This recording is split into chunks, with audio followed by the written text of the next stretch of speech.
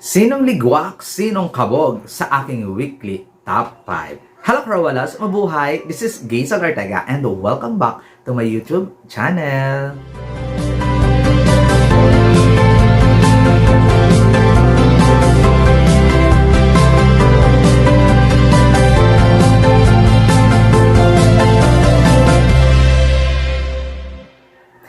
Hello! Kamusta po kayong lahat? Good morning, good afternoon, good evening. Anong mga oras kayo nanonood sa akin ngayon? Maraming pong salamat. Sa mga bago ko dyan subscriber, returning viewers, thank you so much sa suporta. Sa mga hindi pa po dyan nakasubscribe, please subscribe my YouTube channel, Gaysal Ortega, Cruella in Pageantry, and click the notification bell below para updated kayo when it comes sa maglabas ako ng aking mga video. Wow! Thank you so much pala sa mga lagi nanonood sa mga lives ko, sa mga nagpapaayuda, sa super sticker, super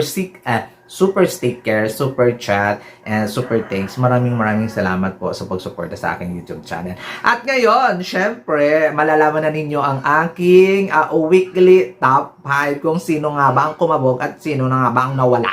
Diba? Last week, syempre si Quezon Province ang number 1, si Taguig number 2, number 3 si Bohol, number 4, sino ba? Number 4, si Sultan Kudarat, and number 5 ko si Siniloan, Laguna. So, this week, may nagligwak, may pumasok, at saka maluloka kayo kung anong nang paeksena sa aking top 5. At malalaman ninyo sa huli at sa dulo ng aking vlog doon ang 6 to 10. Di ba? Sino nga ba ang pumasok sa akin ngayon ng bonggang-bongga? Number 5, eto na, mag-umpisa na tayo sa aking listahan.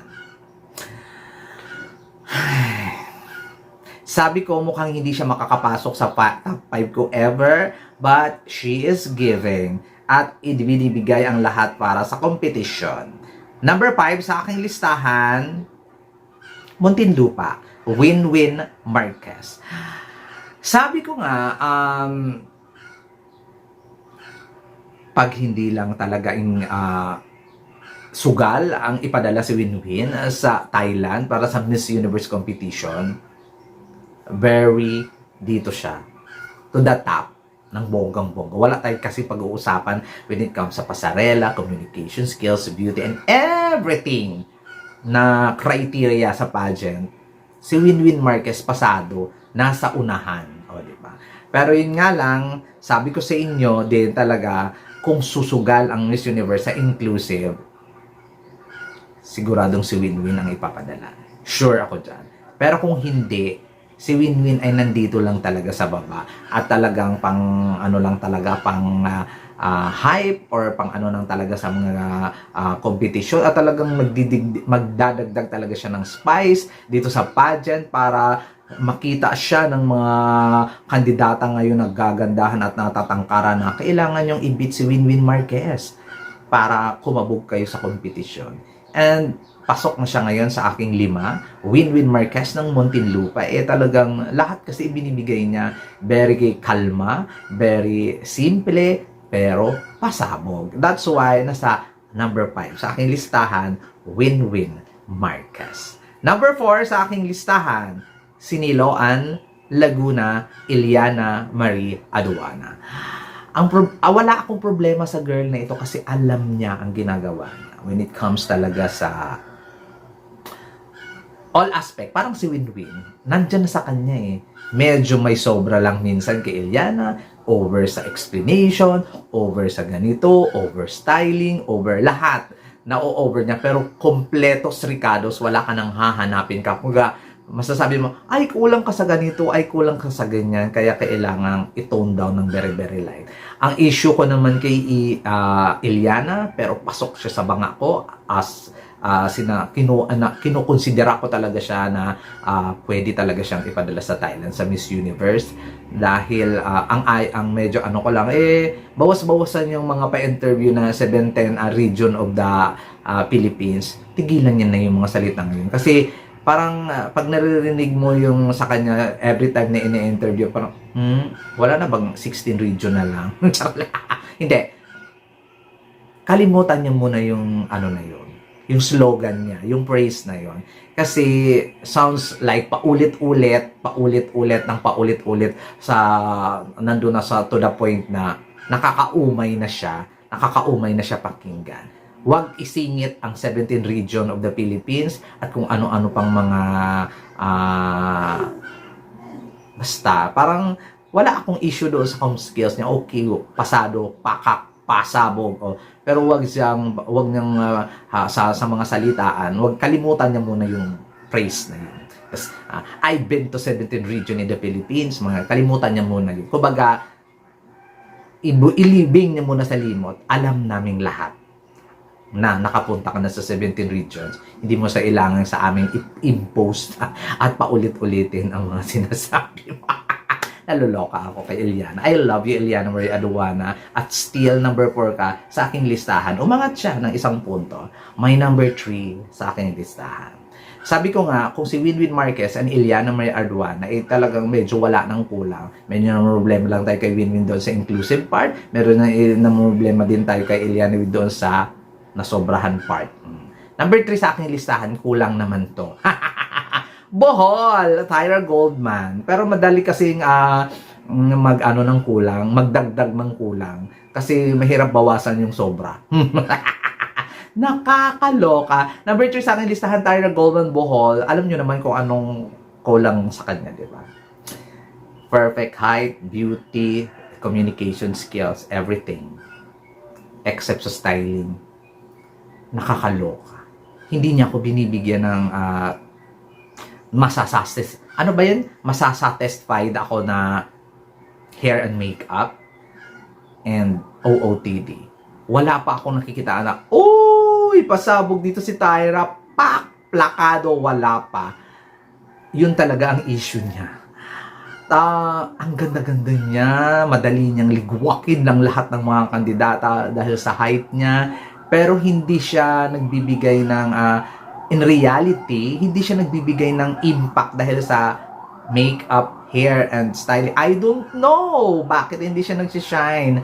Siguro yung team mamimili dapat ng, opinion ko lang naman to, siguro mamimili sila ng magsistand out talaga si Tyra ng bonggang-bongga. Kasi face card the height, the face card, and this one, wala kang talagang pag-uusapan. Styling niya ang issue sa akin. Ng bonggang-bongga. Number 2 sa aking listahan for this week, Maria Catrina Ligado ng Taguig. Kulang. Hindi ko na i-explain. Nakakasagot siya, nakakapagsalita siya, but walang sustansya minsan yung iba. Nandun yung authenticity when it comes sa Q&A. Nandun na nag-improve siya kaysa nung 2022. Nandun na kaya niyang makipagsalitaan. Kaya naman niya talaga. Kaya niyang makipaghuntahan. Pero yung siguro, yung impact, yung sa pagka, ano ba tawag dito? Yung, yung laman ng mga sinasabi when it comes sa Q&A. Sabi ko, hindi ako nagdi-dwell masyado sa Q&A. O makakapagsalita ka lang, okay na. Kaya nilagay ko siya sa number 2. Kasi, etong babaeng Catrina Ligado na to, parang si Winwin Marquez, kahit lahat na nandun, kayang mag-umimote, kayang umiksena, kayang kumabog. Pero, kailangan lang talaga ay i-push pa to the limit yung sense kag sumagot. Kasi doon siya nadadali lalo na ng mga perfectionist na mga when it comes sa mga intonation, mga pronunciation, mga ano pa tawag dito, kung ano-ano pang eloquency. Ako okay lang talaga sa akin. Pwede na itong ipadala kasi wala ka namang dapat hanapin pa. Beautiful pa. Maria Catrina Ligado ng Taguig sa aking number 2. Number 1, number 1 ko still, Quezon Province, Maria Atisa Manalo. Kaya naman na lahat na, kaya niya namang i-offer. Ang problema ko sa kanya, siya mismo. Yung sana ay wala na talaga sa finals, sana wala nang hesitation, hold back, and wala nang masyadong iniisip. Gusto relax and enjoy. Maria Atisa Manalo talaga niya pipick so far. si Maria Atisa Manalo talaga yung nakikita kong Miss Universe Philippines 2025. Continue yung pagiging relax and enjoy, and iba kasi yung charisma na ibinibigay niya bilang pageantera, bilang girl, at bilang pwedeng ilaban dito sa ganitong mga eksena sa Miss Universe. Kaya niya. Siya ang actually yung sarili niya, yung kalaban niya dito. Huwag na siyang tumingin sa iba na, ang galing, ganda, tangkad. Huwag na siyang tumingin. Meron naman siya nun. Ganda, talino, and everything. Kaya, performance, meron na siya nun. Yung sarili niya, yung problema niya, kung paano niya i-handle yung sarili niya sa competition. Kasi yun lang talaga yung balakid sa kanya kung paano siya manalo. And hopefully ay makita natin yun sa finals at sa mga susunod na mga araw talaga na nalagpasan niya na yung moment, yung eksena na feel free lang, laban lang tayo, win or lose, ganun. Pag nakitaan ko siya ng mga ganung level, ay, eto na to. Atisa Manalo na ang next Miss Universe Philippines 2025. Ganon. Pero so far, yun lang muna ang aking paningin. I don't know sa mga susunod at mga materialis na ipapasa nila ha. Hindi ko pa alam. But so far, ito ang aking top 5. Quezon Province, Taguig, Bohol, Siniloan, Laguna, and Muntinlupa. Bukas mag-iiba to kasi may event bukas, di ba? Martes, Merkules, Huwebes, Biyernes, Sabado, Linggo. Mag-iiba na naman to for sure yan. But so far, this is my weekly top 5 at ito ang pumasok sa mga. At yung naligwa, tingnan natin kung aangat pa rin sila sa competition. This has been Gazel Ortega. Mag-comment lang kayo sa inyong mga top 5 din sa baba. Mga violent true action ninyo, mga views and opinion, ilatag ninyo sa baba sa aking weekly top 5. I love you all. Paalam!